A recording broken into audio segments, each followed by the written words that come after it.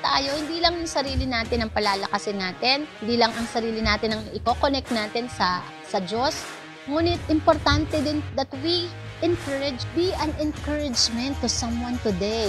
Keep building up one another. Even the strongest person needs an encouragement.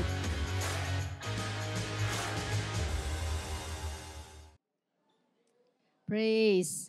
Maganda umaga po, malakas na palakpak sa ating Panginoon. Yan. Grabe, God is so faithful. We are on the 4th Sunday of January 2025. Ang bilis ng panahon. Hallelujah! 10 buwan na lang. Pasko na naman. Di ba? Praise God. So ngayon pong taon na to for this year, our theme in our G12 family is legacy. Say legacy. Ang legacy po ay yung ating iiwanan sa next generation. Ang legacy po ay yung iiwanan natin sa ating mga anak. Yung may eternal impact. So I would like to share to you this message about legacy. So andito po tayo sa Jagia, nagpapatuloy po tayo because of the legacy of Pastor Rick Verana, Pastor Mariquita Verana, and Pastor Alan Verana, right? No? Because of what they have started sa gawaing ito. Of course, unang-una talaga, we are lifting up the name of Jesus. Pero nagpapasalamat po tayo sa mga tao na nag-commit ng kanilang buhay, nag-surrender ng buhay nila upang maglingkod sa Panginoon at turuan tayo mag-iwan ng lasting impact in our lives. Amen? That's why we are continuing because of what they have started. At ang tanong, ano naman ikaw ang iiwanan mo sa generation na to? That's what we are talking about, the topic of legacy. Let us open our Bible in 2 Timothy chapter 2, verse 2. Yan, no? Let us read from 2 Timothy chapter 2, verse 2. Ito po ay sinulat ni Paul para sa kanyang disciple na very young na si Timothy.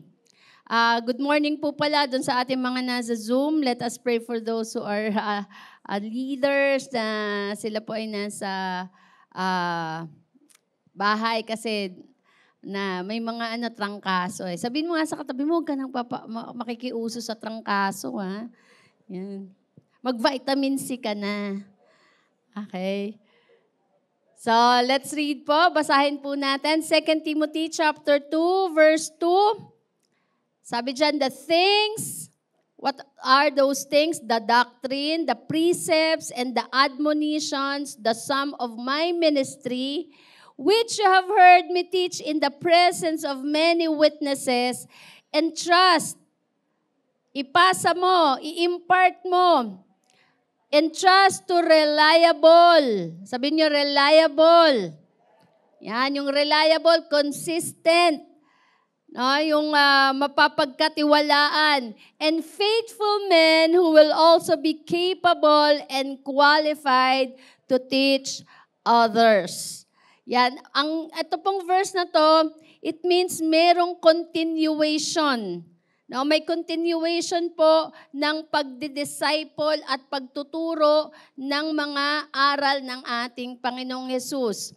Tayo muna po ay yumuko at manalangin. Panginoong Hesus, maraming salamat po, dinadakila ka namin at niluluwalhati sa aming kalagitnaan. Patuloy ka, Panginoon, na mangusap, magbago, Panginoon, ng aming takbo ng pag-iisip at ang aming mga puso. Panginoon, patuloy mong palakihin ang aming puso. Panginoon, sa mga lost people, ganun din sa mga pangangailangan. Panginoon, nangangailangan, O Diyos, ng kagalingan, Lord, ng kalinga. Tulungan mo kami, Panginoon, to minister to them, Lord. Hallelujah. And to prepare the next generation. Lord, inahabilin po namin ang araw na to. Lord, mangusap ka, banal na Espiritu sa amin. Ito pong amin dalangin sa pangalan ni Jesus. Amen. Amen. Amen. So, I would like to share to you the sermon about legacy. Legacy, leaving eternal guidance and Christ-like character to young generations to come. Nilagyan ko ng acronym po yan, no? Yung legacy. Nandyan yun, yan, Aliana, yan. Legacy, basahin natin. Leaving, sabay-sabay naman tayo. Samahan niyo naman ako dito. Para kayo mga tulala. Gising ka na ba? Sabihin mo, tanong mo sa katabi, gising ka na ba? Okay. So, basahin natin, 1, 2, 3. Leaving eternal guidance and Christ-like character for young generation to come. So, ang legacy, yung may iiwanan kang eternal, panghabang buhay, wala ka na, nangungusap pa. Yung iyong iniwan, no? May impact, may dating pa rin, may power to change yung iyong iniwanan. Ano yan? Guidance and Christ-like character. Ang legacy talaga ay, ito yung pag-uusapan natin, yung magandang iniwanan mo o magandang iiwanan mo. And to young generation, sabihin mo nga young generation. Kaya bilang mga magulang, no, this is a challenge to all of us. Ano yung iiwanan natin sa ating mga anak? Ano yung iiwanan natin sa ating mga pamangkin? Ano yung iiwanan natin sa ating mga apo? Ano yung nakikita nila at naririnig nila sa atin? Meron pong isang story about a man. Siya po ay bumisita sa isang forest at siya po ay nabangga na sa isang malaking puno, oak tree. Sobrang laki po ng puno na to at napakadaming branches, sanga-sanga.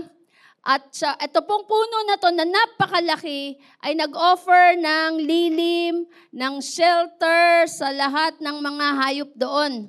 No? Mga ibon, mga unggoy, no? At tapos yung mga bata naglalaro sa ilalim ng lilim ng puno na to. Tapos yung mga travelers, pagka napapagod, no, pupunta doon sa puno na yon. At itong puno na to ay nag-contain din po ng madaming water. So sabi ng mama, sabi niya, sino kaya yung nagtanim nitong puno na ito? And he realized na yung nagtanim ng puno na to, ng malaking puno, ay wala na po, no, namatay na. So, the person, maaring tinanim niya, pero hindi niya nakita. No, yung punong itinanim niya, hindi niya nakita kung paano ito ipinakinabangan ng napakarami. So, yung small act of planting, it creates something that bless countless generations. Hello, nakuha po ba natin? Ang legacy po ay katulad ng pagtatanim ng isang halaman na puno na maaring hindi mo na ma-witness yung paglaki niya. Kung paano ito pakikinabangan, pero wala na tayo, o wala na yung taong nagtanim, pero andoon pa yung itinanim niya. Nakuha po natin? The question is, ano ang itinatanim natin for the future generation? Tanungin mo katabi mo, anong tinatanim mo for the future generation? No? This is what legacy looks like. It's not about kung ano yung magigain natin for that moment, but it is about leaving behind to impact others long after we are gone. Kaya mahalaga po yung buhay natin ngayon. Kaya sabihin mo, wag ka na mag-emote. No, wag ka na ring magpatumpik-tumpik pa. Wag ka nang malublob dyan sa problema. Kasi hinahabol natin ang oras at kailangan natin mag-iwan ng lasting legacy. Paano yan, pastora? Dami-dami kong problema, ang dami kong babayaran. And sabi ni Lord, come to me, all you are weary and heavy laden, and I will give rest to your soul. Ibigay mo sa Panginoon. Kaya nga ang mensahe sa atin ng Diyos, no, nung last Sunday, trust in the Lord with all your heart and lean not on your own understanding. Kasi napakaraming kailangan nating gawin na minsan po ay napipigilan dahil nadadown tayo emotionally and mentally. That's why we need to find a rest in the Lord and move on. Sabi niyo, move on. Otherwise, no, madidelay, mapapatigil kung ano yung dapat nating ginagawa. Hello. Nalala ko ulit si Pastor Alan. Siya ay nabuhay na parang hinahabol niya yung oras palagi. No? Pagkagising, syempre bilang tatay, magdidilig pa yan. Tapos, magme-minister sa akin, sa mga anak, naghahatid. No? Sa eskwelahan, napakasipag talaga. Pagkatapos noon, magbibihis lang, punta ng school. Sa school naman siya magme-minister. Di lang nagtuturo yun, nag-i-invite pa. At pagkatapos noon, mag-out ng 7:00 yon. No? Ganito ang routine niya. Sa umaga pagising, magde-devotion, 4:30. Tapos, maghahatid ng mga bata sa sumulong. Pagkatapos noon, babalikan ako, maghahatid po kami ng bigas. Magde-deliver pa kami ng bigas. Pagkagaling namin pag-deliver ng bigas, papasok na siya sa magbibihes, pupunta ng URS, no? Sa URS, nagtuturo, nag-i-invite ng mga estudyante. Pagkatapos, 7 o'clock ang out niya. Pagka-out niya, diretso sa mentoring sa mga pastor, ano kaya sa mga primary na mababait. Kaya nandito pa rin, hallelujah, palakpakan natin ang mga network leaders. Tila ba naghahabol ng oras? Sabi ko nga sa kanya, tama nang masyadong marami ka ng assignment. Wala ka ng time sa akin, ha? Nag-ano pa, no? Sabi ko, huwag ka na pumunta dyan sa Olongapo. Hindi mapapigil. No? Dapat tayo unstoppable. Hindi natin alam kung hanggang kailan. Amen. Nasasabihin ni Lord na stop na. Kaya kung ikaw ay emotional ngayon at ang tagal mo nang tinatawag ka niya ni Lord, abay, mag-response ka na. Amen. Bumangon ka na. Ang dami naghihintay sa'yo. Ang dami nating kukolektahin ng mga kaluluwa. Iha-harvest. Amen. Abay, nire-rape na yung mga bata ngayon. At kahit bata ngayon, nanre-rape na. Kung hindi natin i-disciple, ano mangyayari sa next generation? Hello, pati matatanda ngayon, pinapatay na ng mga bata. Pabataan ng pabata ang mga kriminal. Tapos ikaw ngayon nag-e-emote. Kailangan ng may mga magde-disciple. Hello? Amen. Tapos yung mga problema na pambayad ng ganito, pambayad ng ganito, no? Nag-emote, walang iPhone. Ipon muna bago iPhone. I mean, yung mga problema natin na hindi ko naman yan ina-underestimate, pero wag naman yan magpapalublob sa'yo at magpapatigil. Amen ba? Go, go, go! Tayo ay go, go, go! Amen. Tignan nyo nga, nakarating na sa video yung go, go, go, go, go, go talaga eh. No? Ilang beses sinabi yan eh. Go and make disciples. Go. Amen. Hallelujah. Kaya sabihin mo sa katabi mo, go, go, go. So legacy is not what we leave behind materially. Tandaan natin, kasi tayo oriented, makinig po tayo, oriented tayo ng pera, pera, pera, pera, pera. Kita, kita, kita, kita, kita. Ay, hindi naman masamang magtrabaho, magnegosyo. Pero hindi yung pera ang maglalast. May pera ka nga, wala ka namang iniwan. Wala naman tayong iniwan na lasting impact. Legacy is not what we leave behind materially, but the impact we make is spiritually. Amen. Passing on the values. Ang pinapasa natin ay values. Yung kung anong mahalaga. Ano yung mahalaga? Kingdom values. Upper values. Inward values. Outward values, yung relationship natin sa iba. Kaya huwag kang mang-aaway dahil sa pera. Huwag kang mang-aaway dahil sa kayamanan. Because what the kingdom values is the outward value, yung relationship mo sa kapwa mo. Hello?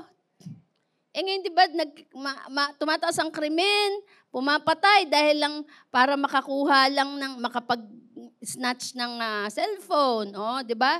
Kasi yun ang orientation, puro pera, survival. We don't need to live survival as long as Jesus is with us. Sabi niya, I will provide your needs. Do not worry. Ang mga ibon sa langit, hindi pinabayaan ng Diyos. Ang mga bulaklak sa parang, hindi niya hinayaang hubad. Ikaw pa kaya na nilikha niya? Amen. Kaya yung ano natin, mga needs natin, ipoprovide ni Lord dyan. Sabihin mo sa katabi mo, God will provide. Ang kailangan natin na isipin lagi kung anong ipapasa nating values sa ating next generation. Yung values, yung culture, when you say culture, it's a lifestyle, no?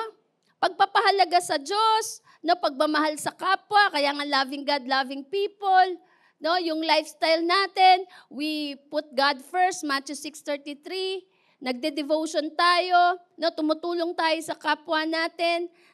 No, sa church, we have a culture, hindi tayo dito nagre-relihiyon. No, parte talaga ang pananalangin, ang pagfa-fasting, pag-go, pag-wiwin, pagpunta sa campuses, pag-share ng gospel, that is culture. Obedience is culture. Hello, giving is culture. Hello. Ano pa? Faith. It means that we are believing and trusting in God, not on our own understanding. Amen. Alam niyo ba, masarap magtiwala sa Diyos. Dahil payapa ka. Kung gusto mong pumayapa, magtiwala ka sa Diyos. Ibigay mo. Kaya nga, sabi rin ni Paul, I am crucified with Christ. Huwag ka matakot mamatay. Huwag ka matakot na mamatay sa gutom. Hindi ka mamamatay sa gutom. Maaring mamatay sa sobrang kain. Diba? Na high blood, na diabetes. Oh, diba? Walang dapat ikatakot basta nasa Panginoon. Yung mga taong grasa nga sa labas eh. Grabe, nag-pandemic, hanggang ngayon buhay pa. Tayo, takot na takot tayo nun, diba? Naka-mask pa tayo, naka-face shield pa tayo. Tama, nagva-vitamin C pa, pero tinamaan naman ng COVID. Pero yung mga nasa labas na walang protection, abay, buhay pa. Kasi bakit? Ang ating buhay ay nasa kamay ng Diyos. Hindi ko naman sinasabi sa inyo, huwag kang mag-ingat, pero huwag kang mag-worry. Huwag kang matakot kasi ang buhay mo ay nasa kamay ng Diyos. Amen. So, yung truth, we pass it on to the future generations through teachings and life example. Say life example. Kumusta naman ang ating model, pagmamodel sa mga next generation? Kapag ang magulang ay puro pera, ang mga anak din pera yan. Amen. Kapag ambisyon, hindi ko sinabing huwag kayong mangarap pero pag yun na lang ang orientation palagi, ang expectation sa bahay, wala ng parte o hindi na Christ-centered family, ay nako, kawawa ang next generation. Kasi ang hindi nagva-value kay Lord, no, yan ay kumikilos at gumagalaw na sa sarili lang. Kaya napapagod. Pero tayo, binavalue natin si Lord, nagtitiwala tayo sa Panginoon, we put our rest in the Lord. Hello? Kaya masarap mabuhay. We enjoy life. Amen.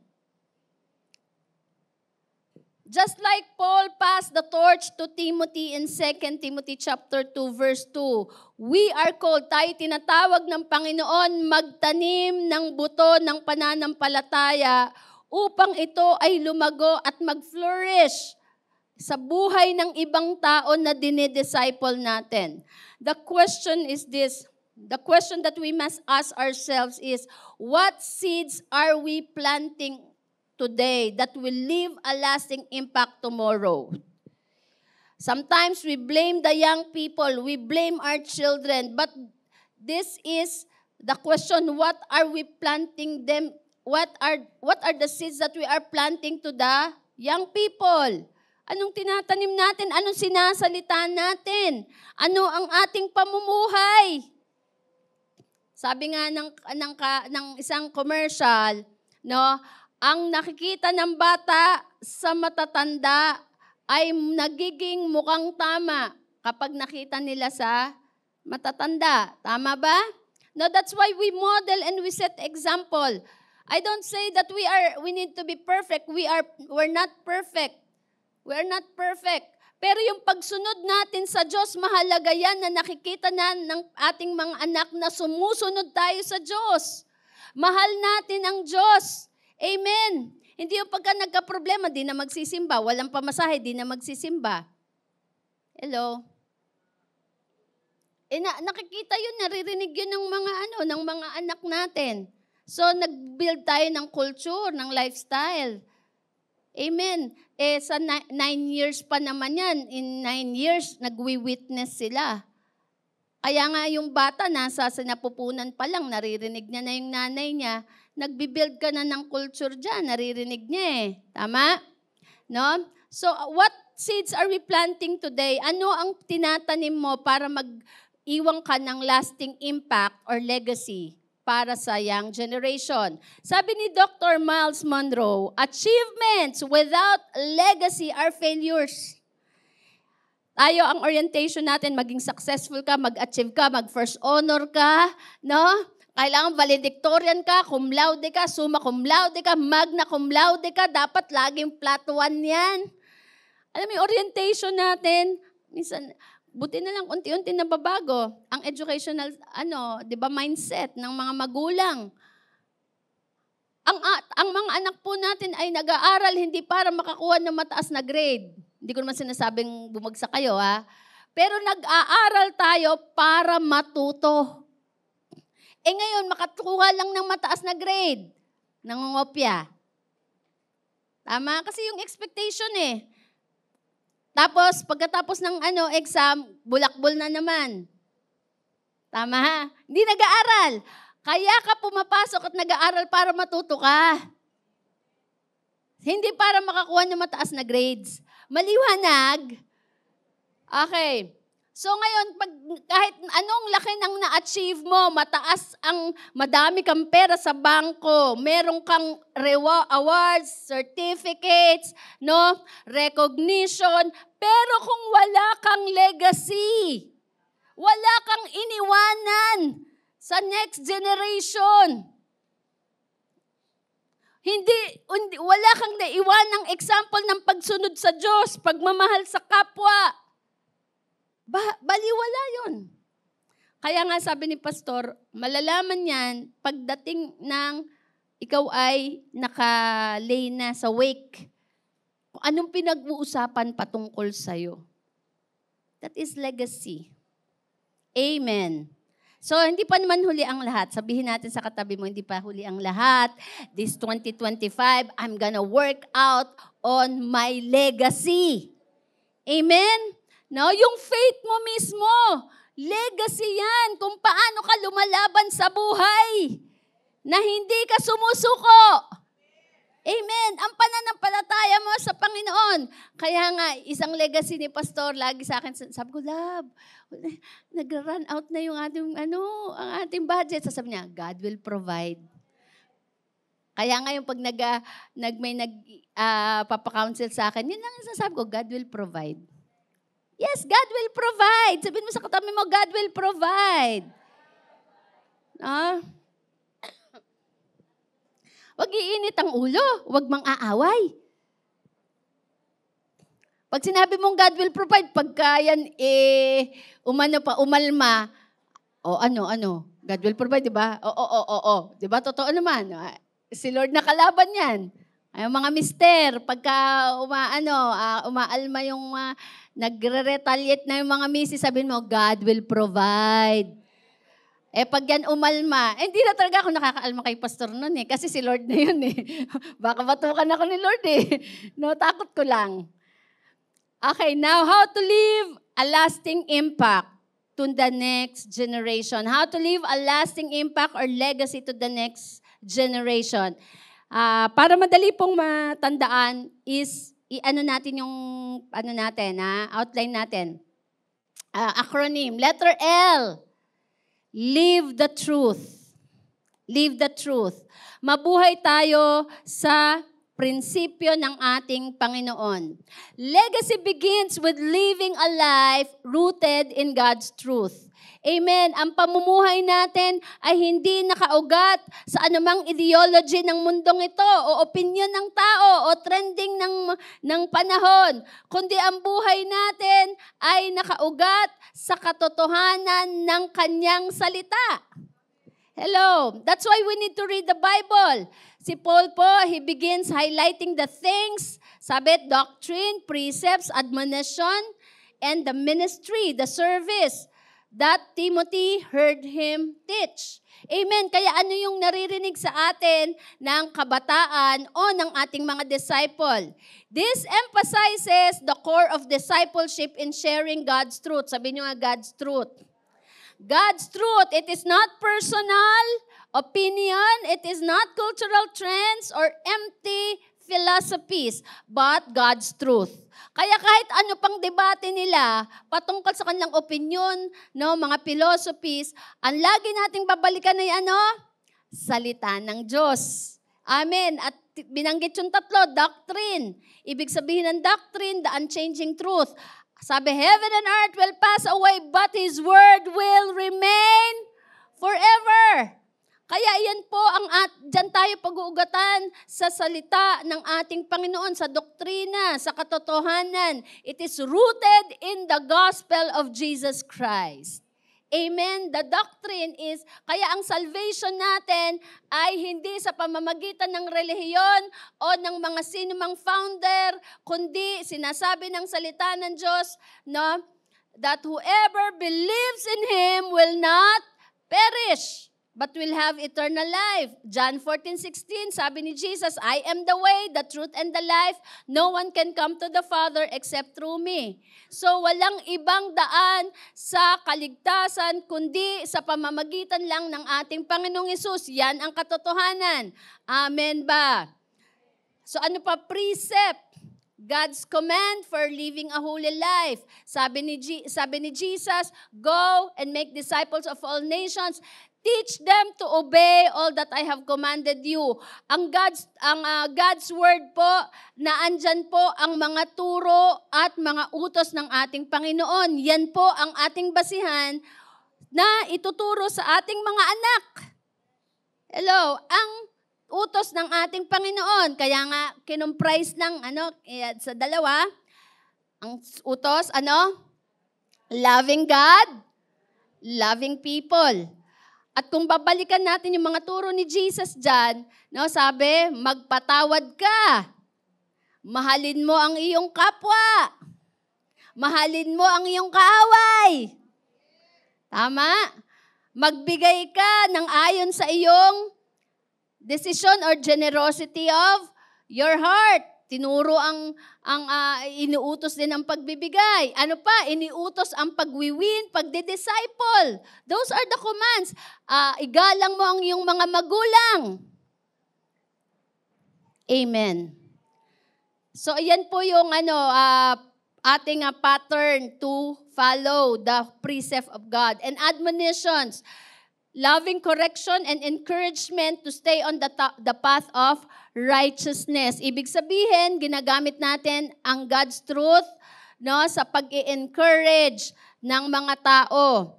Kasama na po yan kung may mga correction, kino-correct natin ayon sa salita ng Diyos ng may pag-ibig.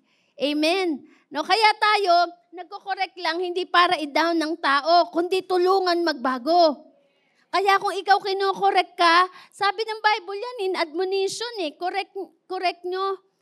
I-correct mo ang mga tao ayon sa kanyang salita upang manatili sa buhay na matuwid. Kaya ka kino-correct. Kaya tayo kino-correct para manatili tayo sa buhay na matuwid. Kung walang magko-correct sa atin, makikinig na lang tayo sa mundo. Hello, sabihin mo, salamat na lang, may nagko-correct. Hallelujah! Praise God. No, di ba? Pastora Lindsay, napapangiti. Ganun ang discipleship Madugo talaga yan. Alam niyo yan ang pinakamadugo dyan, yung correction, yung admonition. Una, aanhin mo muna, correct mo muna yan. Pagkatapos mo i-correct, I-encourage mo na di ba? Hallelujah. Inaaral ko talaga yan Yung parang alam mo yung hindi pwedeng di masaktan pag nasaktan ka, nasasaktan ka rin. Kala naman ng mga disciples, sila lang nasasaktan. Pero di ba, ihahagurin mo para magpatuloy na hindi nila maramdaman na dinadown. Tama ba? Sabi mo, thank you sa correction. Thank you sa encouragement. Amen. So to live a godly legacy, we must first anchor ourselves in the truth of God's Word. Amen. So we are stewards of God's Word. Tayo ay tagapamahala ng salita ng Diyos. Ito ay mahandle natin. No? Pinagkatiwalaan po tayo ng mga eternal truth.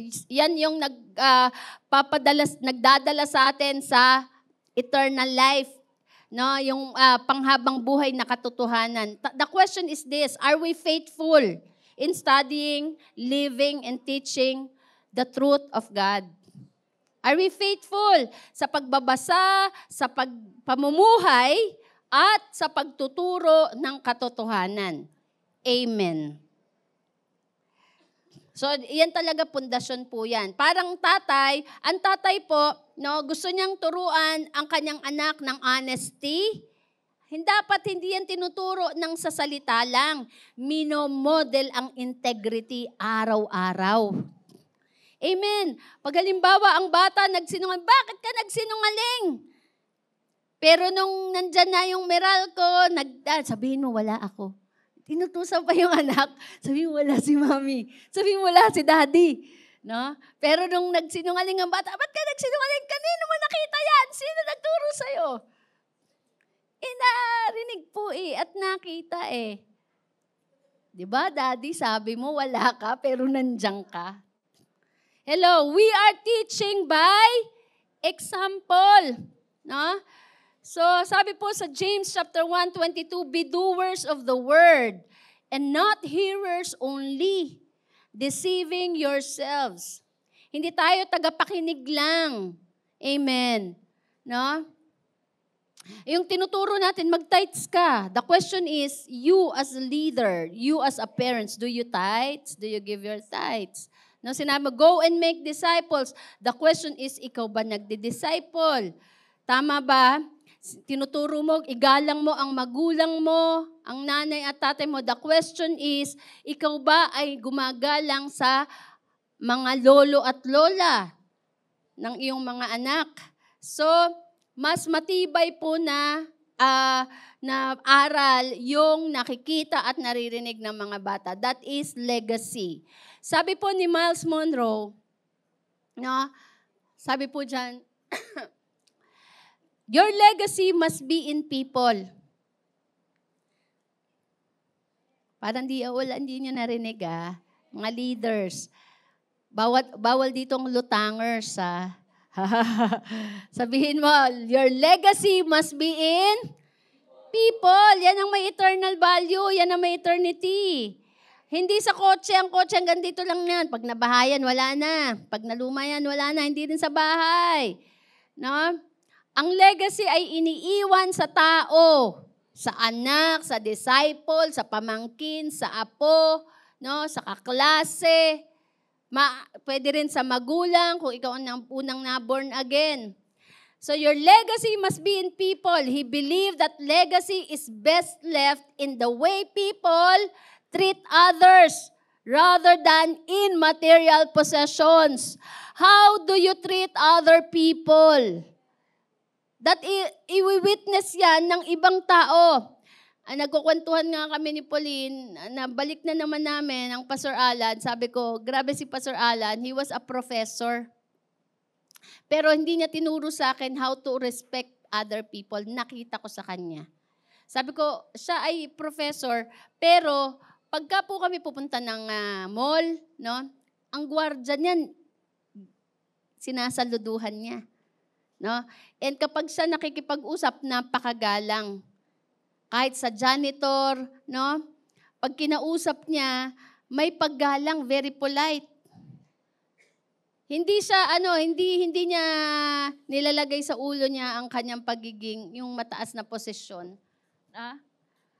So, nakita ko sa kanya, sabi ko, humility is very, very important. And kaya yung mga tao, no, pag naaalala siya, yung meekness yung humbleness, how he treated other people. Amen. Yun ang mahalaga. Kung paano tinatrato yung kapwa, lalo na yung mga mas maliliit. The greatness of man is measured by the way he treats the little man. Compassion for the weak is a sign of greatness. Amen. Hindi yung parang laging palaban. Hindi laging laging nasa war, nasa battle. Tama ba? Kahit sa bahay. No, praise God. Hallelujah, buti na lang nabago na ako. Woo! 'Di ba? Yung para laging para laging merong Israel at saka versus Philistine sa loob ng bahay, no? Sa amin tinuturo sa akin lang yung Pastor Alan, sabi niya, it's better to lose in a battle and win the heart of the people. Amen? So be polite, be good to everyone. You don't know when you will need someone. Amen? Huwag tayong magmamataas. Kaya ngayon na may kakayanan ka na maging magalang, mabuti, mabait, gumawa ng mabuti sa kapwa, no? At habang tinataas ka ng Panginoon, pinagpapala ka ng Panginoon, ibaba mo ang sarili mo. The Lord gives grace to the humble. So, live a life rooted in Scripture to set strong example for others to follow. So ang ating pattern ay ang salita ng Diyos. Kapag yan pinamuhay natin, di lang tinuro, talagang ipinamuhay sa atin, yan ay magtuturo sa next generation. Nakita nila nabasa nila sa buhay mo, narinig nila, and they will gonna follow it. Amen?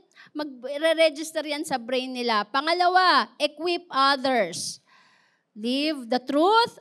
Pangalawa, equip others. Letter E. Paul instructs Timothy to entrust the gospel to reliable and faithful men who will teach others. There are some practical steps for discipleship. Okay, ang discipleship po ay hindi lang yan sa church. Discipleship is part of life. Kung magulang ka, you have the opportunity to disciple your children.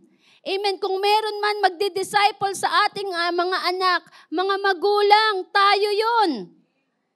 Tayo yung una magtuturo sa kanila manalangin, magsimba, magbigay, sumunod. Hello? Magmahal sa Diyos, pagmahal sa kapwa. That is discipleship. Now, practical steps for discipleship. Number 1, identify potential leaders and disciples. Ang maganda po ngayon, nung si Jesus po ay dumating, lahat potential. Hello? Dati kasi, kailangan aral ka. Matalino ka, magaling ka, may kaya ka. No? Pero nung dumating si Jesus, sino yung mga tinawag niya? No, different kind of people. Fisherman, tax collector, aktivista, iba't iba, mga professional, si Philip ba yan? Si Nathaniel, isang architect. Si Matthew, tax collector. Si Peter, fisherman. Si Simon the Zealot, isang aktivista. Iba't ibang klase ng tao. Kaya alam niyo po, salamat sa dugo ni Jesus, salamat sa ating Panginoon, yung pagpili niya ng disciple, no? Lahat potential. Hello?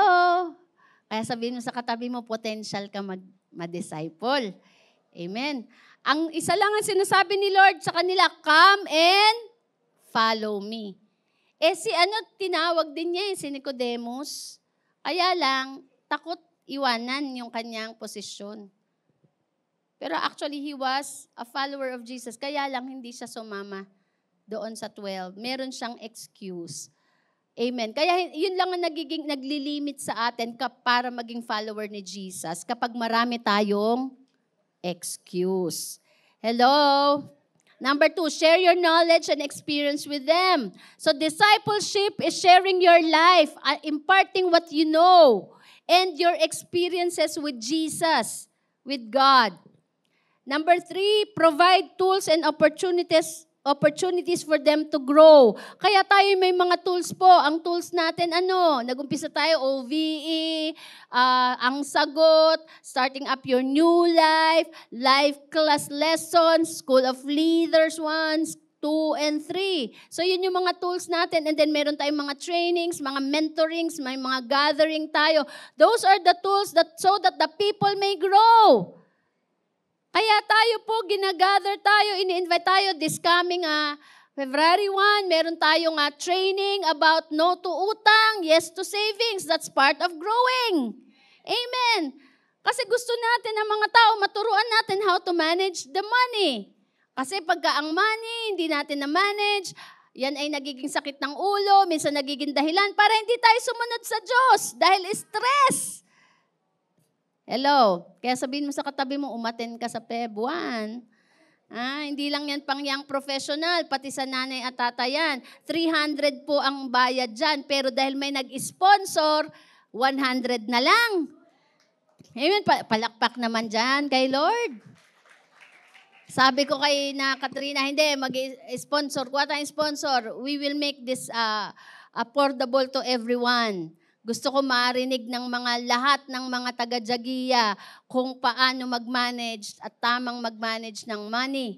Tinuro yan, practical teaching yan. Basahin natin ang Proverbs. Tama ba? No? So yun yung mga tools. May mga opportunities to grow. Binibigyan ng ministry, pinagkakatiwalaan. Kaya yung mga nasa outreaches, nasa campus, those are opportunities for you to grow. Hindi dahil magaling ka.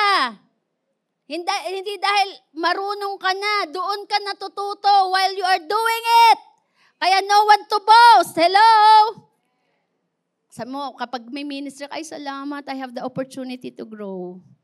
Amen? No, number 4, walk alongside them in their faith journey. Ang pagdidisciple, kasama mo, wag mong iiwanan. Sabi nga, for richer or for poorer, in sickness and in health, in strength and in weaknesses. Minsan dadaanan talaga ng mga disciple po na may sila, wag mo iwanan yung disciple mo. Go with them. Amen.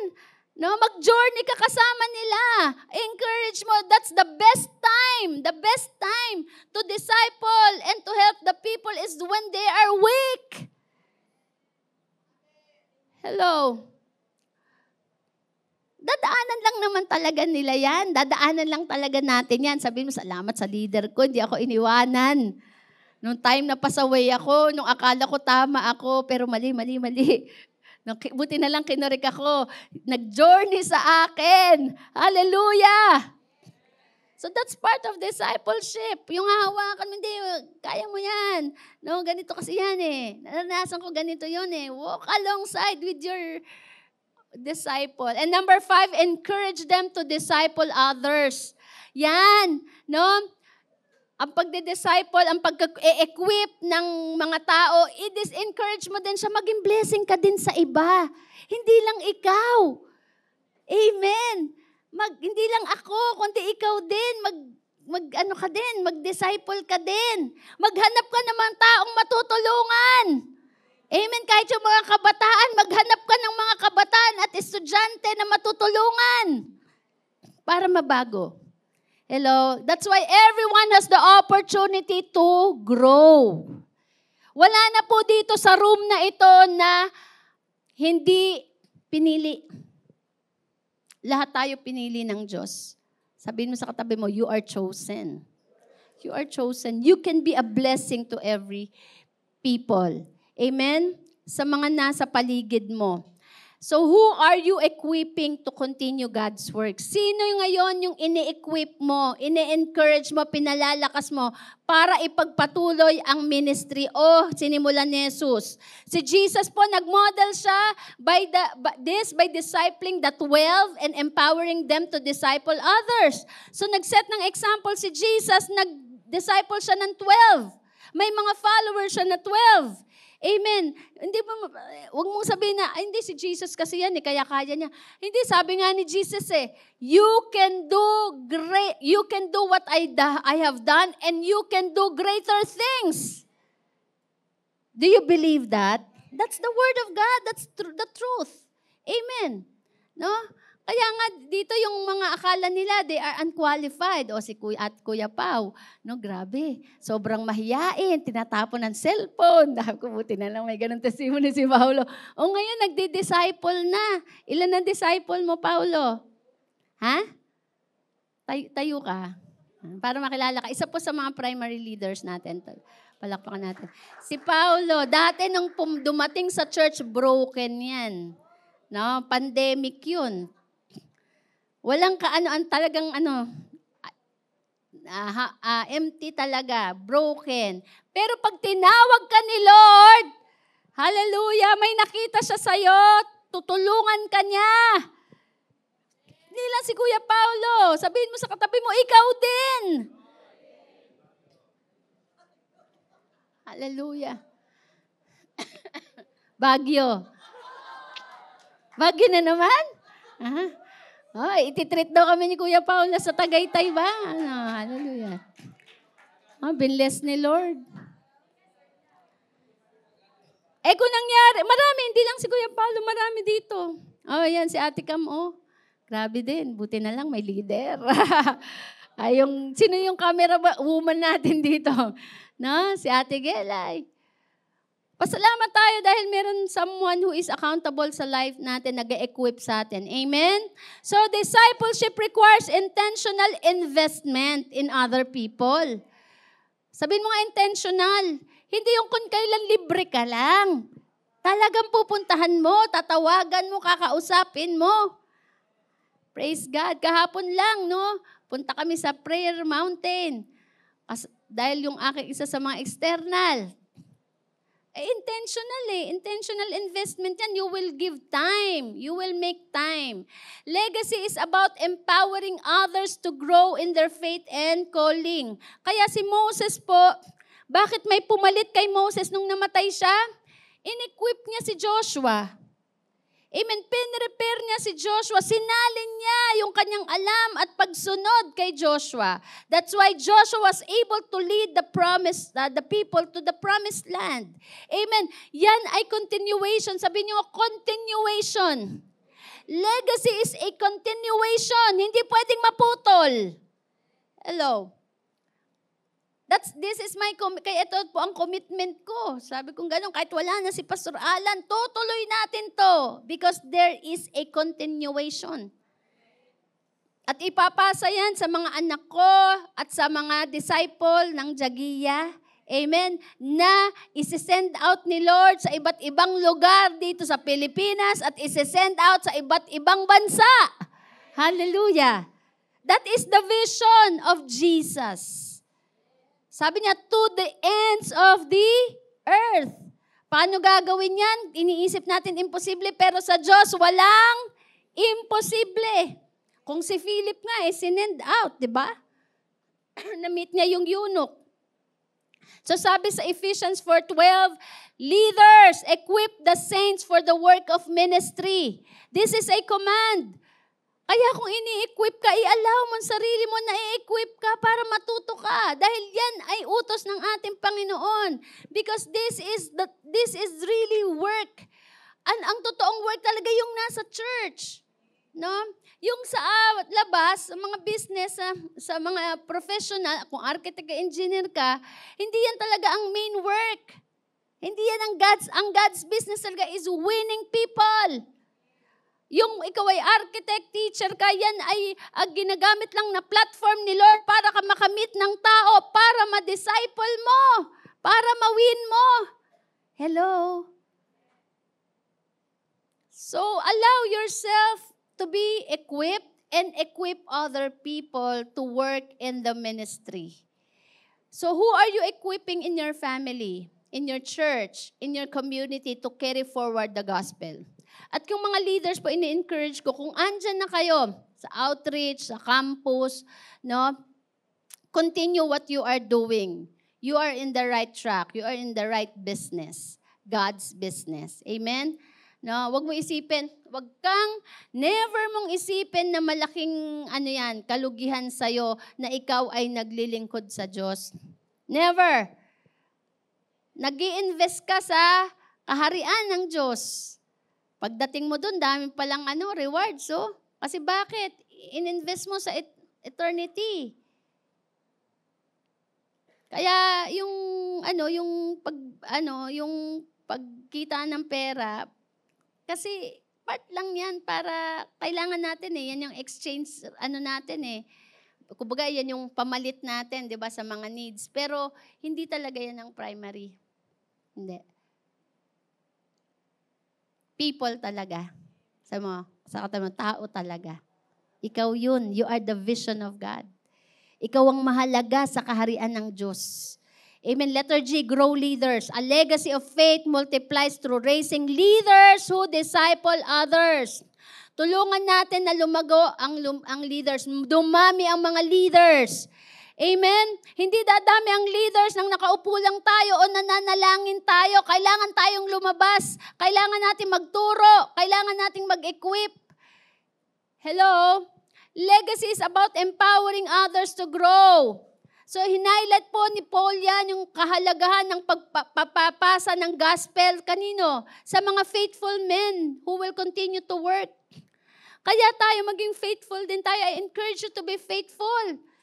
Wanted ka in the kingdom of God. Hallelujah. Yung mga faithful men and women, hindi sinabi yung ipasa mo dun sa mga perfect men. Ipasa mo dun sa mga skillful men. Anong sabi? Ipasa mo sa mga faithful men. When you say faithful, may pera o wala, up or down, no? Hyper ka o low ka, you will continue what you are doing for the Lord. That is faithfulness. Unconditional yan. Tandaan natin, lahat ng mga bagay dito sa mundo, kahit ang emosyon natin, ang kalagayan natin ngayon, hindi yan permanente. Kaya mahalaga yung faithfulness. Na yung pagpapatuloy, ginagawa mo pa rin kung ano ang assignment mo. Sabi, pass the gospel to the faithful men. Kaya alam niyo, alam niyo maraming magagaling, pero wala sa ministry. Kasi, nung sinubok, umalis. Pero yung mga hindi naman magagaling, yung hindi naman kagalingan at kagandahan, di ba? Ay kahit na may pagsubok na natili.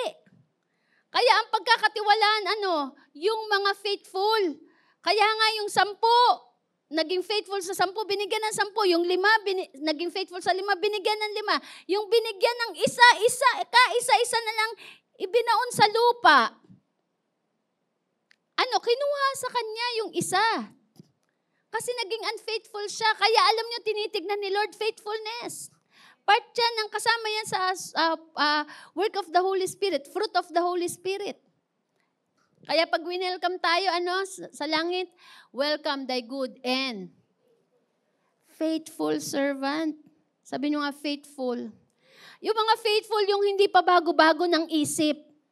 Hello, ulitin ko, hindi ka pa bago-bago ng isip. Kasi susubukin naman talaga, dadaan naman talaga sa trials, dadaan din sa pangangailangan. Di ba?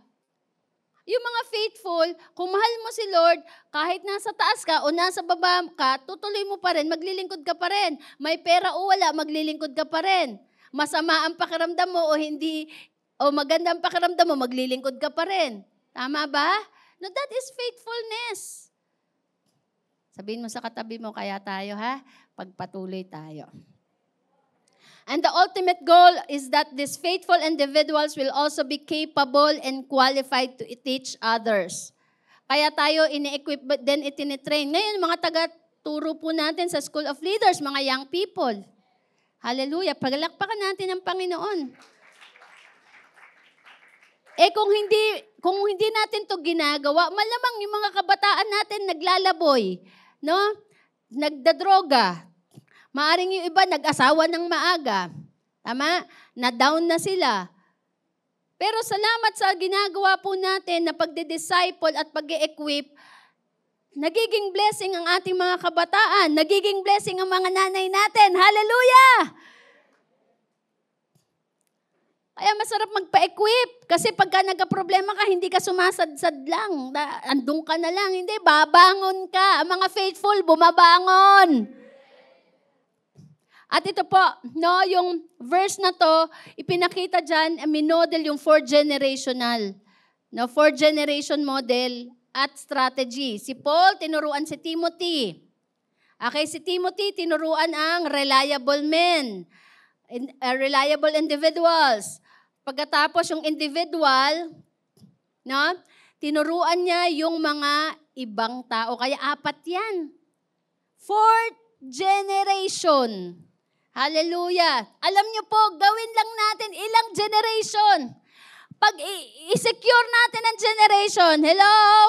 I-secure lang natin, naniniwala tayo, babangon ng Pilipinas, magkakaroon ng pagbabago sa Pilipinas, magkakaroon ng revival sa Pilipinas. Gawin lang natin to. So this reflects God's strategy for kingdom growth, multiplication through discipleship. Each of us is called to be both a disciple and a disciple maker. Amen? So Jesus modeled discipleship by walking closely with his 12 disciples. Walk closely with our disciples. Amen. No, sila yung hinahanap ng Panginoon. Tayo yung hinahanap ng Panginoon. Yung mga may sakit, yung mga problemado, yung mga broken. Tama? No? Yung mga helpless, hopeless. Yan yung mga hinahanap ng Panginoon. Sabi niya, hindi ako pumarito para sa malulusog. Pumarito ako para sa mga may sakit. So build trust, invest time, and foster meaningful relationship. Ibig sabihin sa discipleship po ay binibuild up natin ang relationship natin with other people. Kaya nga loving God, loving people. Kung dati, ako po, ermitanya ako dati. No? Dahil ang buhay ko, kasama ko lang lagi, lola ko.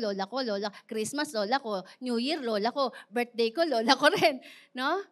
Kaya takot ako sa tao. Hindi ako sanay sa tao. Kaya siguro napangasawa ko si Pastor Alan. Si Pastor Alan, people person. I really adjusted.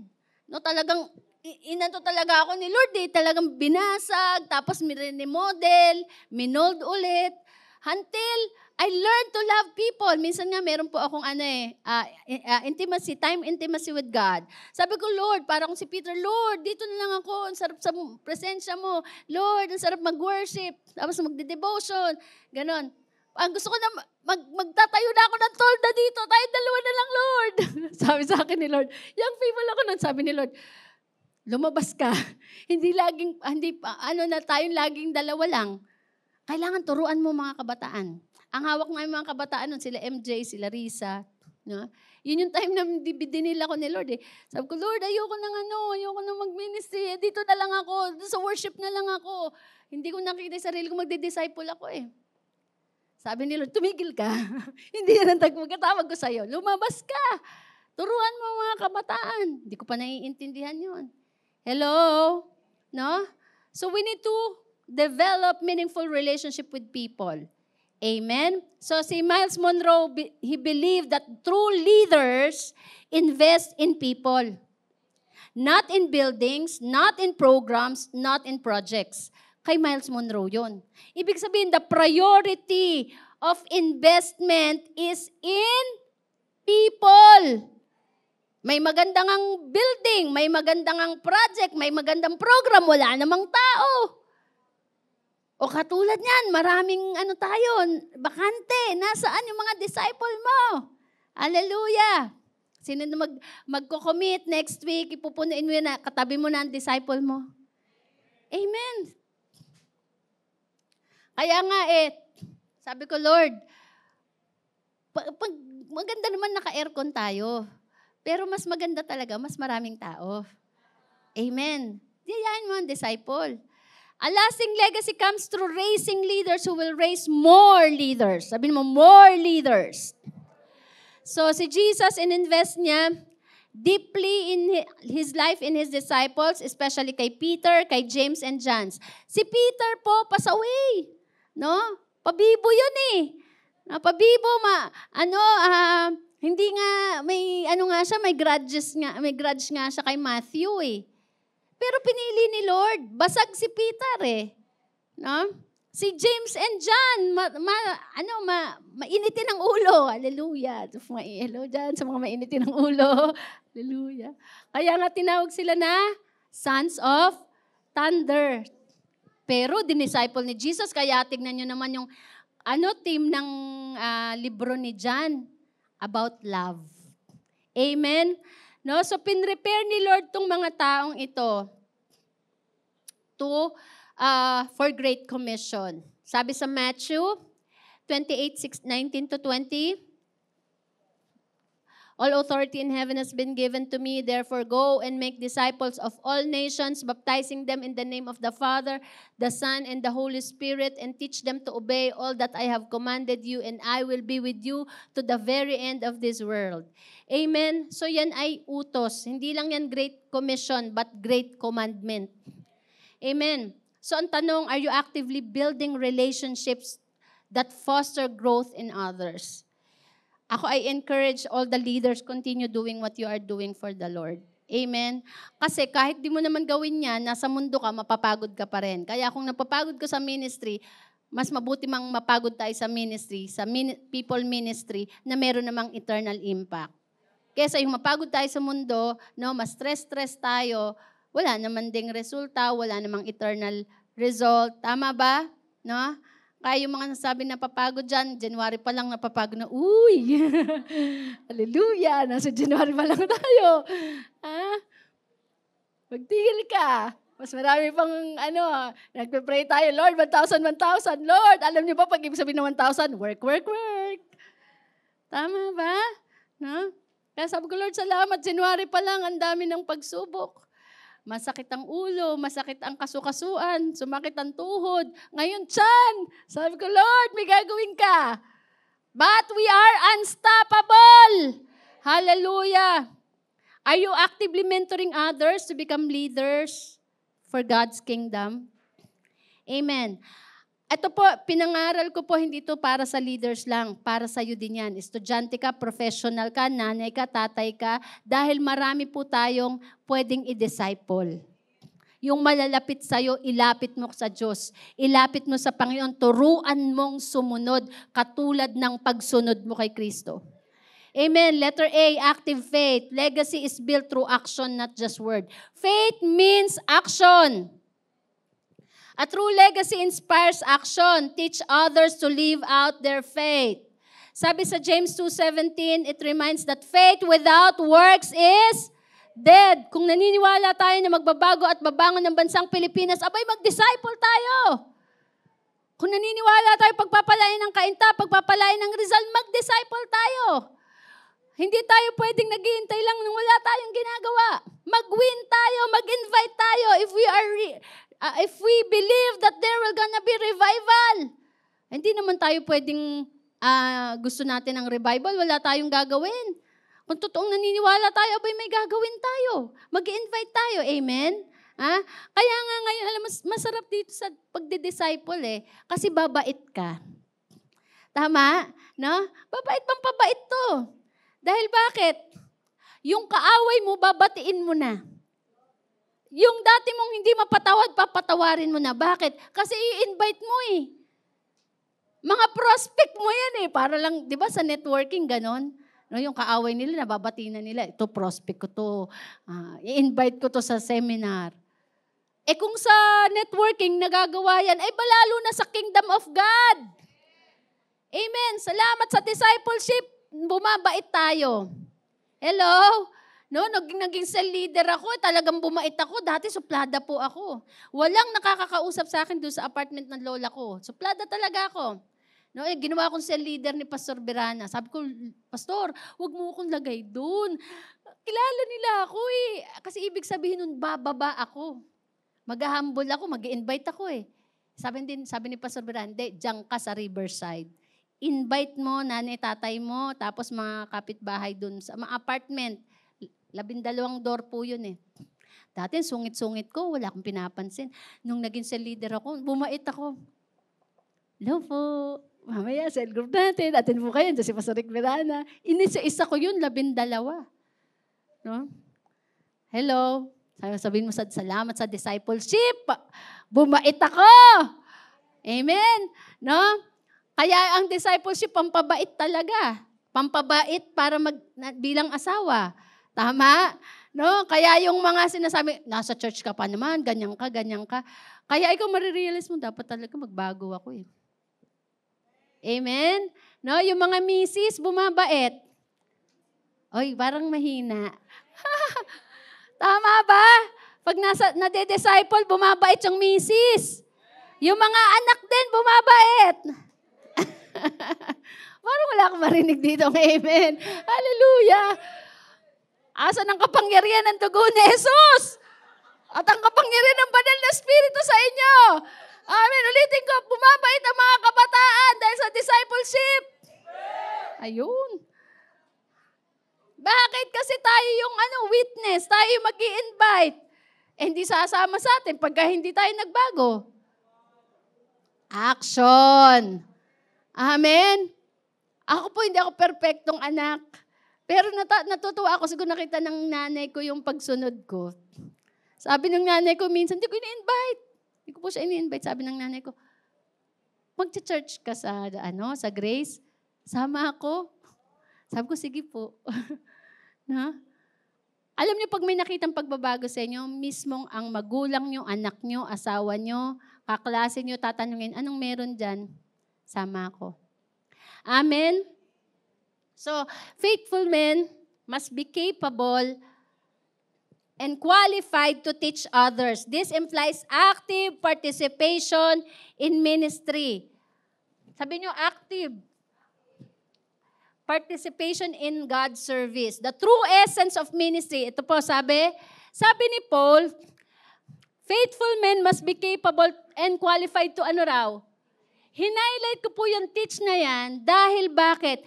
Diyan ko na-realize na ang ministry pala, ang ministry ay hindi pagkanta, hindi doon sa registration, sa ushering, no? Hindi sa multimedia. Ang totoo palang ministry, sabi participation in ministry. Ano raw? Teach others. Ang totoo palang ministry, discipleship. When you say discipleship, you teach others. Sabi, teach them to obey my command. So the true essence of ministry is teaching others. And what to teach? Teach them to obey all that I have commanded you. Ano ang command? Love God, love people. And when you love people, you will win and make disciples. Hallelujah. Umamen naman kayo. Umamen naman kayo. Hirap na ako magsalita dito. Sabi ko minsan, no? Sabi ko, Lord, minsan tumatalikod po ako sa inyo, no? Buti lang, konti na lang yung konti na lang yung ubo-ubo ko. Minsan tumatalikod po ako sa inyo. Sabi ko, baka biglang lumubog gano'n, naka-video pa naman. Kaya kayo naman, nakaupo naman kayo dyan, umimin kayo. Hallelujah. No? So, malapit na po tayo. Kung kayo naiinip na rin ako. Bumabara dito sa lalamunan kayo. Anyway, si Elijah po, minentoran niya si Elisha. Boldly, he stepped into his calling by asking for a double portion of Elijah's spirit. Amen. No? Kaya masarap po may leader, may pattern ka na i-follow. Gusto ko siya yung kanyang service, yung kanyang commitment, yung kanyang passion. I'm gonna follow him. I'm gonna follow her. Amen. Kaya sabi ni Elisha kay Elijah, I want your double portion. Kung ikaw ay passionate, gusto ko double passion. Kung ikaw ay committed, a double commitment. Amen. Kung ikaw ay loving, double loving. Hallelujah. So are you encouraging those you disciple to step out in faith and serve? Amen. Naalala nyo ngayon mga disciple nyo? At kung wala ka pang disciple, mag-isip ka na sino. Sino pwede ko i-disciple? At ngayon, kahit mga bata, dapat i-disciple talaga. Amen? Yung mga news na naririnig natin, it is a church awakening. Hindi yan sa government lang, kundi sa ating mga church people. Amen? The responsibility and accountability is on our shoulder. Amen? So are you inspiring others to put their faith into action? Sabi niyo, action. Kaya, go, go, go. Hindi tayo komedyante. Hindi rin tayo go, go, go. Diba? Tayo ay mga leaders who will go and make disciples. Letter C, commit to multiplication. Paul's model in 2 Timothy chapter 2 reflects a multiplication strategy. Teach leaders who will teach others. Because legacy grows through multiplication, no, not addition. Legacy grows when disciples make more disciples. Mga magulang at kapatid, mga young people, this message po is for all of us. Kasi habang merong buhay tayong nai-encounter, merong opportunity mag-disciple. Halimbawa, katulad ng hawak na anak na bata ni Everly, hawak ni Chris. This young generation needs to be discipled. O yan si Karing, no? Kaya tayo nasa kamay na natin yung dapat nating i-disciple eh. Nasa loob ng tahanan natin yung dapat nating i-disciple. Nasa kapitbahay natin yung dapat nating i-disciple. So Paul's vision extended beyond Timothy. He envisioned a chain of faithful leaders passing down the truth. Amen. So one faithful leader. Sabihin mo, isang faithful leader lang. Pwede ba itaas natin ang kamay natin? Isang faithful leader lang. It can influence countless lives over time. Isang tao lang. Si Paul nga na-saturate niya ang Asia. Hello? Si Peter, na sumunod at nangaral ng salita ng ating Panginoong Hesus. Sabi ni Jesus, sabi niya, do you love me? Yes, Lord, go. So go. Take care of my sheep. Isang tao lang na susunod sa ating Panginoon can make a difference in this generation. You can make a difference to this generation. A single seed, isang buto lang, it grows into a tree that bears fruit. Each fruit containing seeds for more trees. Hello, isang buto lang, very potential para tumubang isang malaking puno at mamunga ng maraming bunga. At yung bunga na yun, marami na namang seeds. Kaya ikaw lang, isang buhay lang. Do not underestimate what you are and who you are. You are a seed. Amen. Sabi ng John 15:5, if you remain in me and I in you, you will bear much fruit. Fruit that lasts. At ang fruit that lasts is the eternal life. Pagkakatiwalaan ka ng Diyos para maging part ng life transformation. Amen. Can we commit that? Yung anak natin, wag na ipagkatiwala lang sa teacher, sa pastor, sa leader. Ikaw mismo na magulang. I-disciple mo ang anak mo. Don't just lead followers, raise leaders who will pass the torch of faith. Ulitin ko po, the challenge is, don't just lead followers, raise leaders. Leaders, say leaders. Nag-open po tayo ng campus this year, no? Wino-workout po namin ang MOA, nag-meeting na po kami mga leaders, mga campus advisors. 6 lang po yung pinakusan natin ngayon. Pero napakarami pong schools dito sa Cainta. Bakit 6 lang? Kulang po tayo sa leaders. Kaya alam niyo po, wanted ka. Kailangan pa po natin ng mga leaders na magsasaturate at penetrate sa mga campuses. Meron pa pong yung San Juan Elementary School. No, napakadami pa, ang daming schools, OCC, ang dami pong nagiintay ng mga schools, mga campuses. Hinahanap ka. Hello, sino naniniwala na magkakaroon ng revival sa campus? Ikaw ay apoy doon, na parang wildfire, nakakalat doon sa buong campus. The question is, are you creating a ripple effect of discipleship? Amen? Yung hindi ka lang nagde-disciple, nagagather ng tao, nagtuturo, no? Pero nag-i-impart ka ng purpose. Ang buhay mo, Camille, ay parte ng Great Commission. May significance ka. O ikaw anak, no? Charis, ikaw, hindi ka lang estudyante. Yung pag kinausap mo, may ripple effect siya. Na yung ginagawa mo, gusto din nilang gawin. Yung pagdi-disciple, gusto rin nilang gawin. Yung life transformation, gusto rin nilang gawin. Amen. Nai-impart mo yan. And then you are raising up new leaders. And last, yield to God's plan. Legacy is not about personal glory, but surrendering to God's purpose and will.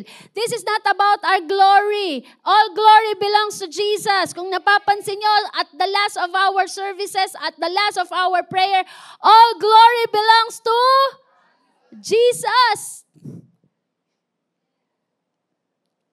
Ito ay tungkol sa pag-surrender natin sa plano at kalooban ng ating Panginoon. Kaya yung ministry po ni Paul, entirely yielded to God.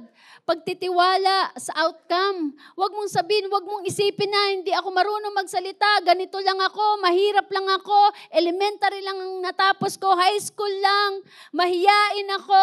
Huwag mo nang isipin yan, magtiwala ka kay Lord sa result. Basta ikaw tinawag ka ng Panginoon, go, go, go! Totoo lang, no? Kayo mga young professional to, young businessman, mga matatalino, yung mga young people, ang dami nyo nang mas alam kaysa sa akin, no? Mataas ang technology nyo. Pero tinawag ako ni Lord magsalita. And the result, the outcome, bahala ang Holy Spirit na kumilos sa puso natin. Amen. Kaya wag mo nang isipin kung papakinggan ba nila ako? Ano kaya ang tingin nila sa akin? Dati akong adik, dati akong pasaway, dati akong kerengking. Pakikinggan kaya nila ako? Sumunod ka lang. Mangaral ka, i-share mo. Ang resulta, bahala ang Diyos. Bahala ang banal na Espiritu. Hello? Surrender your life. Trust God to guide the discipleship process and to use your efforts for His glory. Basta binigay mo ang buhay mo, ang energy mo, ang panahon mo. Noon, kailangan ka pang mag-Bible school para ka mangaral, pero ngayon iba na.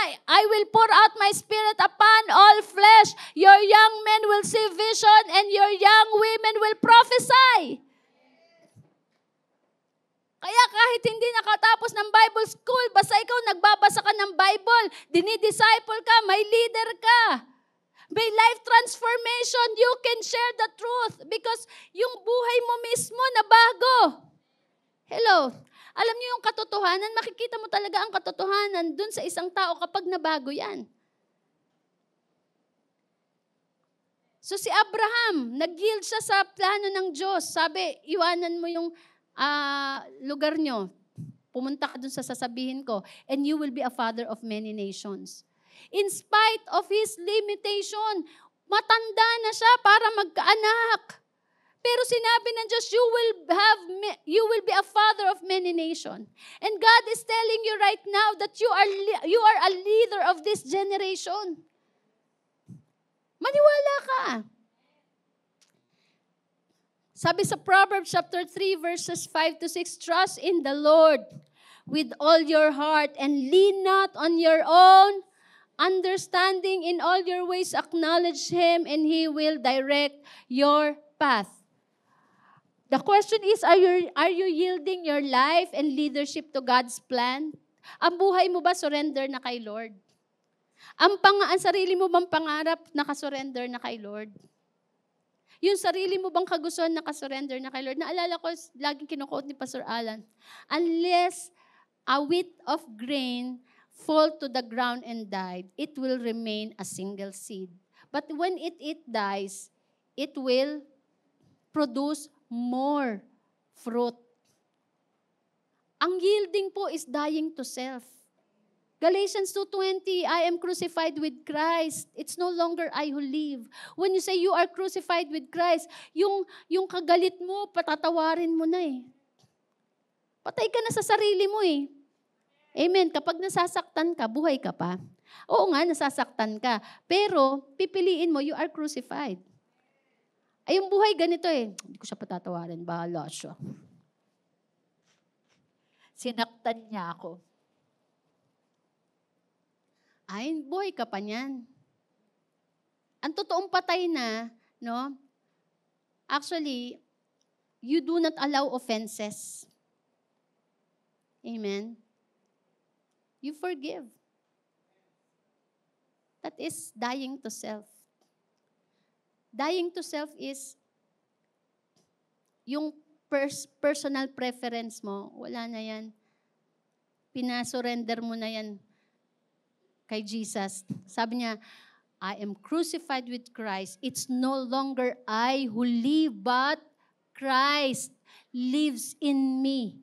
The life I live in the body, I live by faith in the Son of God who loves me and give His life for me. Kaya nga, ibig sabihin niya, namumuhay tayo ayon sa turo ni Kristo. Amen. Kaya kahit masakit pa, magpapatawad ka.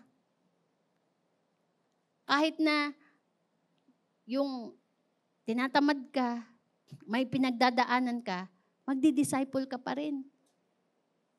Si Jesus nga, nasa krus na, nagdi-disciple pa rin eh. Sabi niya kay John, John, this is your mother. Mother, this is your son. Son, di ba? Nagdi-disciple pa rin eh. To the last breath of his life. That is surrendering.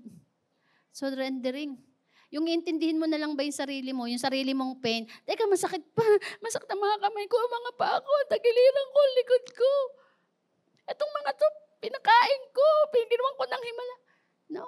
He's thinking about the people. Crucified life. Kaya sabi niya, Father, forgive them. They do not know what they are doing. Crucified life. Yield to God's plan. Kaya alam niyo po, ang pagiging leader, hindi madali. Maraming pain yan. Maraming taon ang may tendencying saktan ka. Kaya pag buhay ka, masasaktan ka.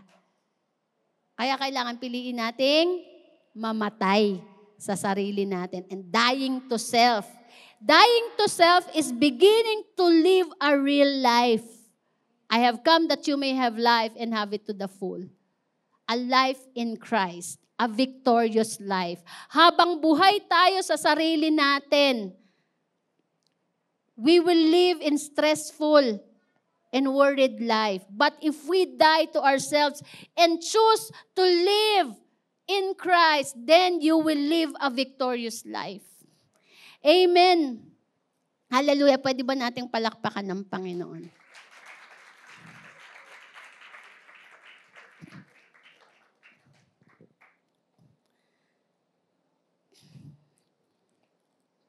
It's a process. Pinapamature tayo ng Lord. Ginogrow niya ang church. Why? Tayo ang inaasahan ng Lord para magbago ng generation. Amen? Amen. Hallelujah. Pinapalawak ni Lord ang puso natin.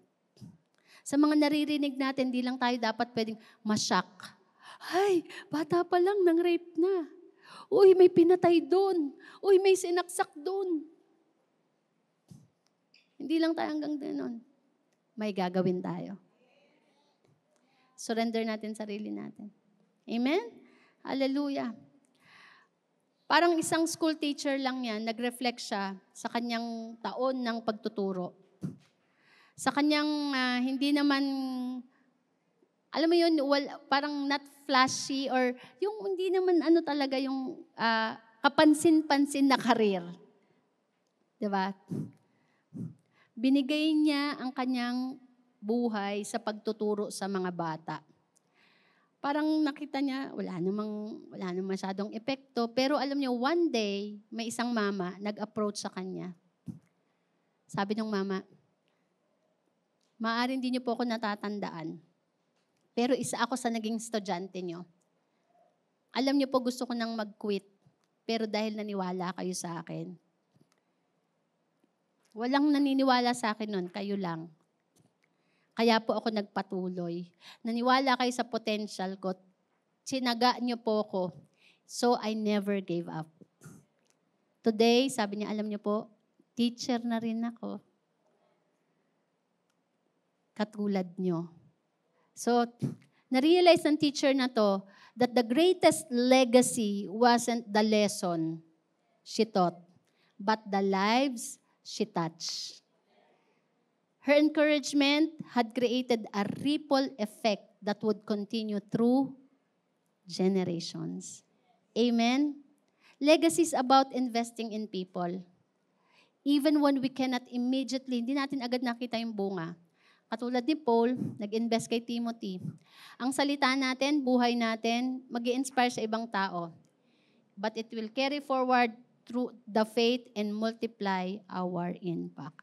Pwede ba nating, gusto ko lang may panood lang po ako sa inyong isang video, then we will gonna pray.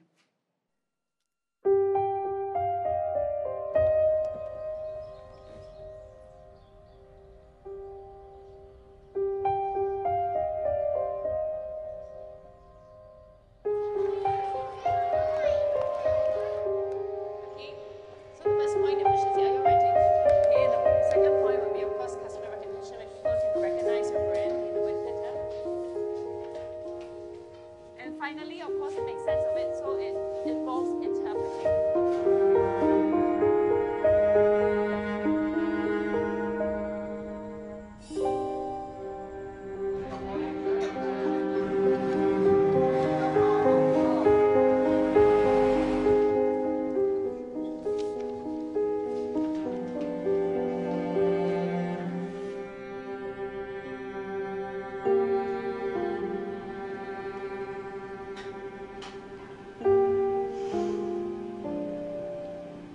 What happened, Edwin? I'm really very tired. Really.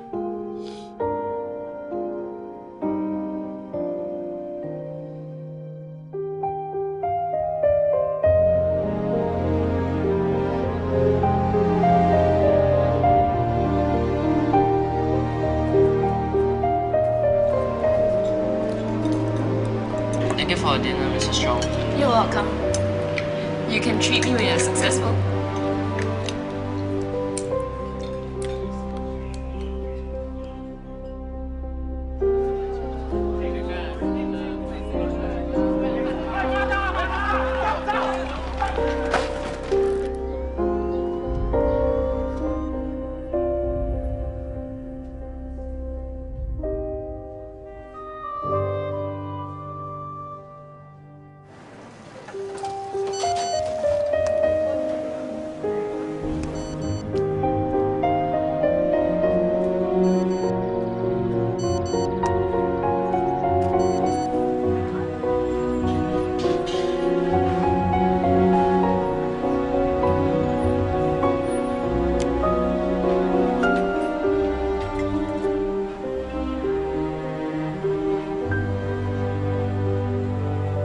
Mrs. Chong.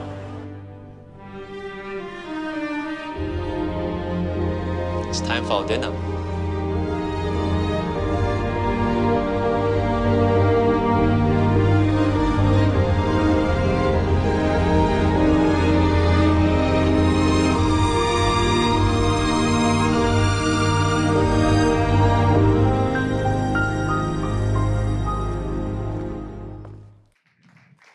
Amen. Hallelujah. Lahat po tayo na tinubos ng Panginoon at niligtas, tayo po ay tinawag ng Panginoon to teach. Sabi niya, Go and make disciples of all nations, baptizing them in the name of the Father, the Son, and the Holy Spirit, and teach them to obey all that I have commanded you. There are a lot of people, there are a lot of broken people outside.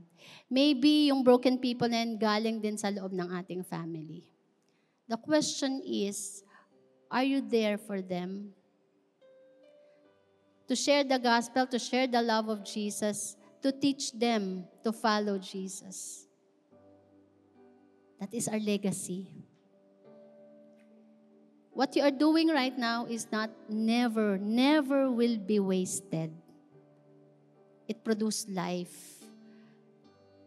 Legacy. Live the truth, equip others, grow leaders, activate faith, commit to multiplication, and yield to God's plan. The question is, who are you investing in to carry the legacy of faith forward? Kanino ka nag-i-invest? Kaninong buhay mo ini-invest para magkaroon ka ng legacy? Begin today. Magsimula ka ngayon by mentoring, by teaching, and encouraging others to walk in God's truth. Paul's word to Timothy remind us that the gospel is not something to be withheld. Na ang gospel hindi yan dapat sinasarili, dapat yan sinishare. It is a treasure to share. Discipleship is the heartbeat of the church and the means by which God's truth spreads across generations. Hindi lang si Pastora Sara o ilang leaders ang mangangaral po ng kanyang salita.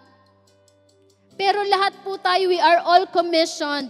Now let us embrace, yakapin po natin itong calling na to disciple and to be a disciple maker. We are called to be disciples. And we are called to be disciple makers. Sabi po ni Peter Tanchi, kung hindi po natin priority, ibig sabihin din natin binavalue. Kung ikaw man ay professional, businessman, estudyante, nanay ka, tatay ka, whatever your status is, give time to be discipled and give time to be a disciple maker. Isang beses lang po tayo dadaan dito sa mundo and the question is, what is our impact to the life of other people? We cannot say, kasi may trabaho ako, marami akong inaasikaso. Sabi po ni Peter Tanchi, kaya hindi mo yan priority kasi hindi mo yan binavalue.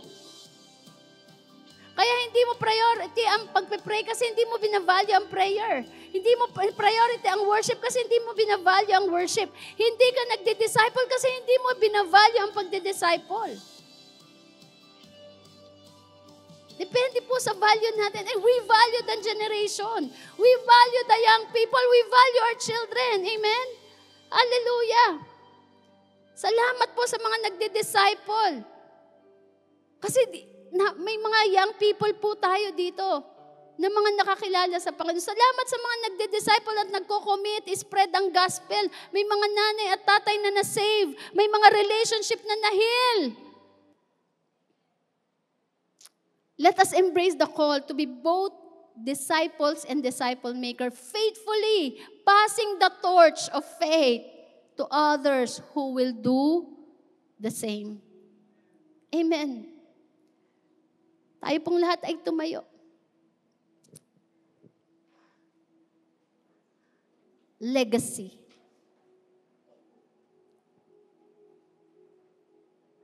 What you will leave. What you will live in this generation. Anong iiwanan natin sa generation na kahit wala na tayo, ay ipagpapatuloy pa din nila. Amen. Sabi ni Lord, go and make disciples. Teach them to obey all that I have commanded you. Hallelujah. Sa mga leaders, I encourage you once again, habang nandito tayo sa mundo, may pagod. Kaya wag nating isipin ang ministry ang nagkukos talaga ng pagod. No. Alam niyo po, mas nakakapagod sa mundo. Pero tayo, pag naglilingkod tayo sa Diyos, may kapayapaan, may kagalakan. Amen. That is life. Hindi po totoo na kapag marami kang pera, masaya ka. The reason why, kung bakit tayo gusto nating mag-earn, because we want the people to be reached out. Amen? Mabless natin ang generation. Makatulong tayo sa church, sa purpose, sa mission ng church. But for money to make us happy, never. Isa lang po magpapasaya talaga sa atin, yung ma-invest natin ang buhay natin sa ibang tao at makita natin ang tao na nagbabago. Hallelujah. The challenge to us, challenge po sa atin ni Paul, challenge sa atin ng Panginoong Yesus.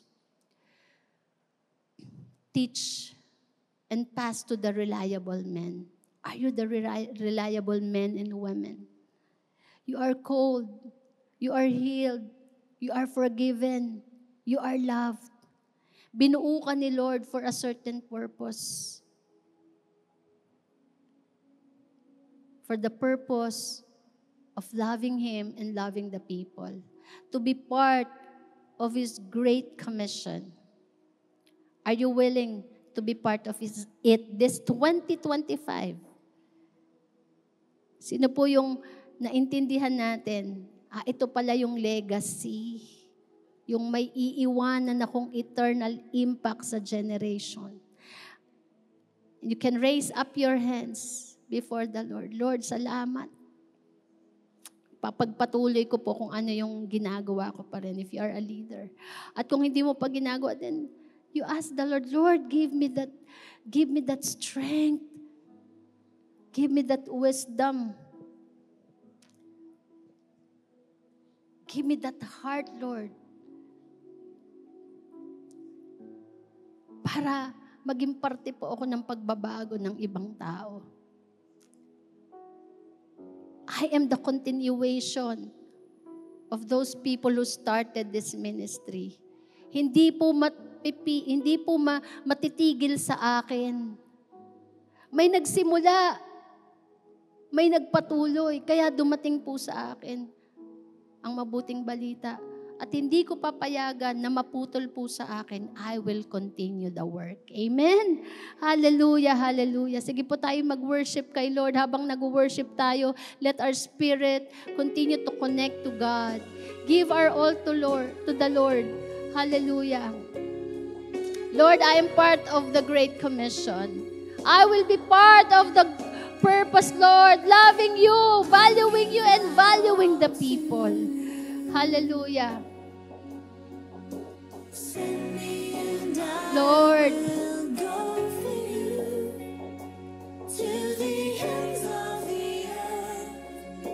I'll follow after you. I want the world to know your love endures forever. Tell me and I'll obey. This is far greater than sacrifice. Trusting you and not myself will always lead to blessing. Lord, have your way in me. Not my will, yours be done. Here I stand within your presence, longing for your touch. 1,000 days cannot compare to one day in your call. Hold me now and never ever let me go. My Jesus, my precious Savior, I'm forever yours.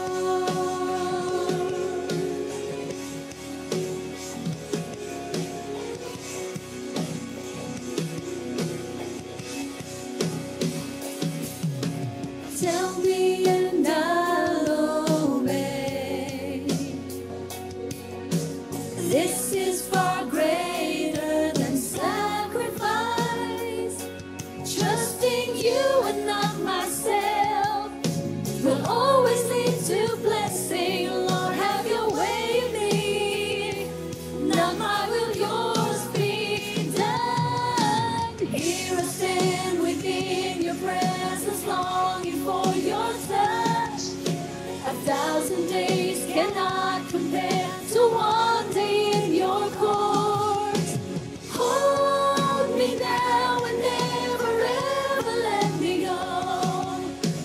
Jesus, my precious Savior.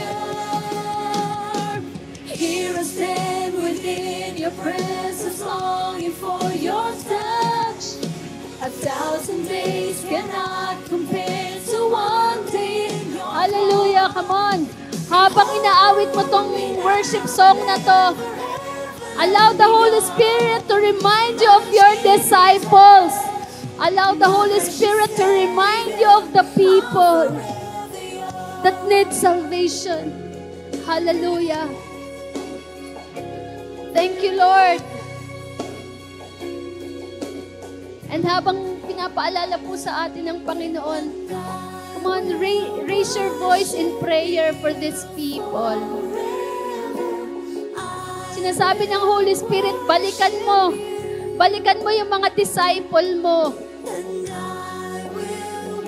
Sinasabi sa iyo ng Panginoon, abutin mo yung mga lost people.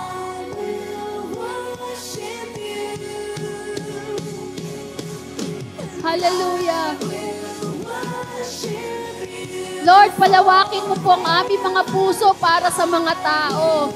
Palawakin mo po ang aming mga puso, Panginoon, para sa mga kabataan, para sa mga bata, Panginoon. Lord, continue to enlarge our hearts, Lord, for the people.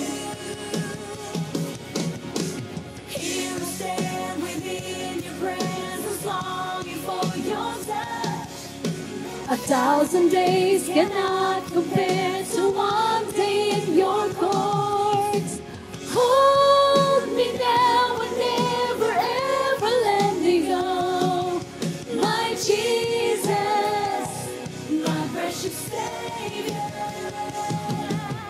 Here I stand within your presence, longing for your touch. 1,000 days cannot compare to one day. Yes, hallelujah. I will be with you to the very end of this world. He promised His presence to those who obey. Go, make disciples. Yes, Lord. Let your will be done. Let your will be done. We embrace the people. We embrace your calling, Lord. Make us a blessing, Lord, to this generation.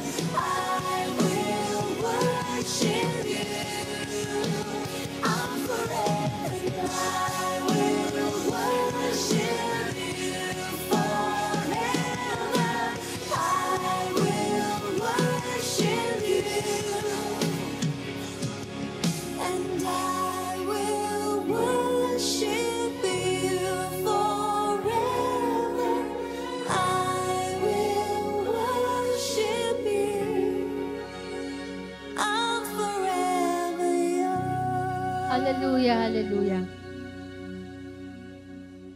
Amen. Alam niyo po, bago po magkaroon ng pagbabago sa labas, sa community, tayo muna talaga po ang babaguhin. Let us humble ourselves. Kung meron po tayong dapat isurrender, sabi po sa letter Y, yielding to God's plan. At ang plano po ng Diyos, una, baguhin po tayo. Kung ano po yung mga dapat baguhin sa atin, isurrender po natin. Huwag na po natin pagmatigasan yung ating mga hinihold na mga attitude or mga grudges. Surrender it to the Lord right now. Kung meron kang gusto isurrender kay Lord, yung dapat isurrender kay Lord, itaas mo lang yung kamay mo. Yung hindi pagpapatawad, yung sama ng loob, yung ating relasyon sa kapwa natin, relasyon natin sa family, yung pride, yung boastfulness, anything. Yung mga excuses po natin, yung mga disobedience natin, mga partial, delayed obedience, i-surrender natin kay Lord. Hallelujah. Paalala natin sa sarili na I'm crucified with Christ. I'm crucified with Christ. It's no longer I who live, but Christ lives in me. Lord, let your will be done. Baguhin mo po ako, Panginoon. Lord, sinusurrender ko po ito. Amen. Come on, you pray. pray first for your heart. Let that heart belongs to God. Amen. Hayaan mo, i-empty mo yan. Magpatawad ka. Humble yourself. Kung may mga kasalanan na tinatago, ibigay mo na kay Lord. I-surrender mo na kay Lord. Hallelujah. Lord, salamat po. Thank you for your blood. Thank you for the power of your blood that cleanses us. Una kang nagpatawad sa amin. At Lord, this is one of the messages that we will bring and carry to the people, that our God forgives through the blood of Jesus. Lord, salamat po sa paglilinis mo. Salamat po sa pagyakap po sa amin, sa pagmamahal mo, Panginoon. Sa panahon na kami ay mahina. Salamat po, Panginoon. We come before you today. We acknowledge you that you are our ultimate leader, the source of all wisdom, power, and authority. Hallelujah. Yung mga tinawag, alam mong tinawag ka ng Panginoon, tinatawag ka, pinipili ka ng Panginoon, itaas mo ang iyong kamay. That the Lord is calling you to be leaders of this nation. You don't need a position sa government para maging leader. God is calling you to serve as leaders in His kingdom. Let us pray. Thank you for calling us to serve as leaders in your kingdom. What an honor it is to steward the responsibility of guiding others in your truth and purpose. Lord, we ask that you challenge us to step beyond our comfort zones.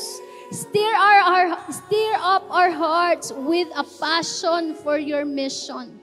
And give us the courage to pursue your will, even when it requires sacrifice. Help us to see beyond what is easy or convenient, and embrace the higher calling of servant leadership.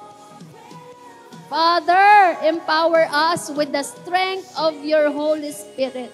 Give us wisdom like Solomon to lead with discernment, to lead with faith like Abraham, to trust your promises, and the boldness like Esther to stand firm in the face of adversity.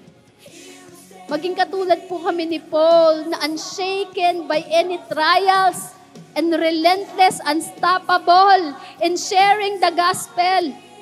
And katulad ni Timothy na eager to faithfully pass on what we have learned to the next generation. Lord, as you embrace this generation, we are embracing this generation and the generation to come.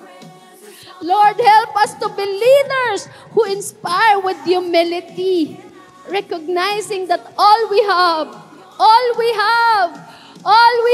comes from you.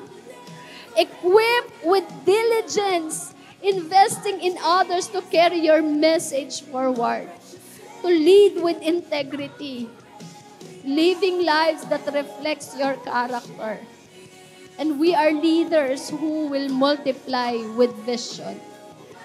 Lagi naming hahanapin, Panginoon, magsisik kami to raise up leaders. This is our desires, to raise up leaders who will make disciples of all nations. Father, we surrender our pride. We surrender our fears. We surrender our doubts at your feet. Strengthen us in our weaknesses. Fill us with your courage and give us a heart that beats for the people. Yung pagtibok ng puso namin ay para sa tao na mahal mo, na ipinagkatiwala mo po sa amin. And Lord, may we never grow weary in doing good, for in due season, we will reap a harvest if we do not give up. Lord, we declare that our leadership is for your glory. Our leadership is for your glory, not ours. And let every decision that we make, every word we speak, and every action we take reflect your love and advance your kingdom.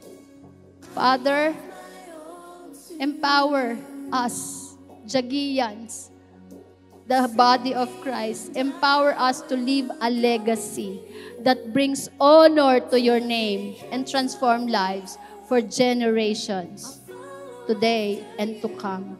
In Jesus' name we pray. Everybody say, Amen, Amen, Amen, Amen. Hallelujah, Hallelujah.